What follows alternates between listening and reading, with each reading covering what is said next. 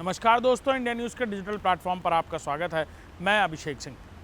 बीते दिन म्यांमार में आए 7.7 रिक्टर स्केल पर नापे गए भयंकर भूकंप ने जहां धरती को हिलाकर रख दिया है, वहीं अब अफगानिस्तान ने आज सुबह दोबारा झटके झेले हैं। हालांकि अफगानिस्तान में आए इस भूकंप का रिक्टर स्केल पर 4.3 नापा गया है वेग, लेकिन इसकी वजह से फिलहाल अफगानिस्तान में किसी तरह की किसी दुर्घटना या किसी के हताहत होने की खबरें अभी सामने नहीं आई हैं और फिलहाल किसी नुकसान के बारे में अफगानिस्तान की तरफ से कोई पुष्टि नहीं हुई है। लेकिन जिस पोस्ट इम्पैक्ट की बात कही जा रही थी, वो पोस्ट इम्पैक्ट अब महसूस होता नजर आ रहा है। म्यांमार में आए इस भयंकर भूकंप के पोस्ट इम्पैक्ट आज अफगानिस्तान में देखने को मिले हैं। हालांकि जिस वक्त भूकंप आया यानी बीते दिन, उस वक्त 7.7 रिक्टर स्केल का विनाशकारी भूकंप आने से भारत में तक इसका सीधा असर देखने को मिला। पाकिस्तान की बात करें, अफगानिस्तान की आज बात करें और इसके अलावा बैंकॉक और थाईलैंड में तो कई सारी इमारतें जमींदोस्त हो गई। जहां इस पूरे भूकंप का एपिसेंटर म्यांमार में ही है, वहीं वैज्ञानिकों की माने तो इसकी वजह से आने वाले दिनों में पोस्ट इम्पैक्ट कई जगह और देखने को मिल सकता है।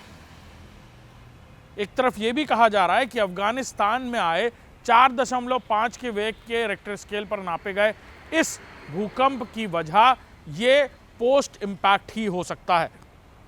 जो भूकंप यानी म्यांमार में आया, उसी का पोस्ट इम्पैक्ट अब अफगानिस्तान में देखने को मिला है।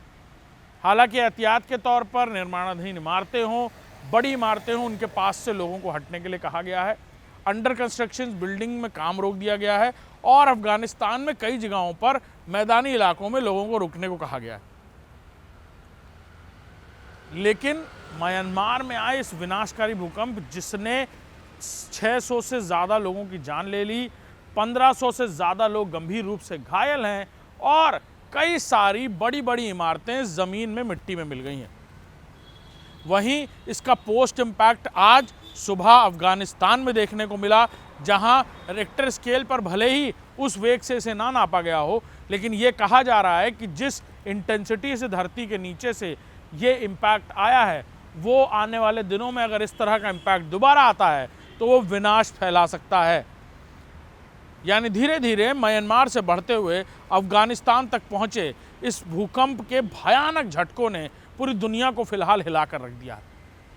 म्यांमार में तमाम तरीके से सभी देश मदद करने की कोशिश कर रहे हैं। भारत से प्रधानमंत्री नरेंद्र मोदी की तरफ से भी मदद के हाथ आगे किए गए हैं।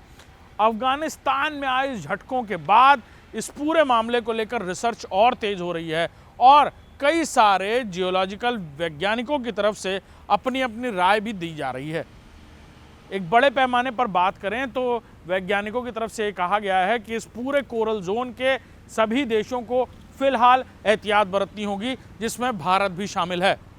म्यांमार के इस एपिसेंटर वाले भूकंप के इलाके के अलावा कई जगह पोस्ट इम्पैक्ट आने वाले दिनों में भी देखा जा सकता है। लिहाजा सभी जगह अर्थक्वेक्स यानी इस ज़मीन के हिलने को लेकर, भूकंप को लेकर अलर्ट जारी कर दिया गया है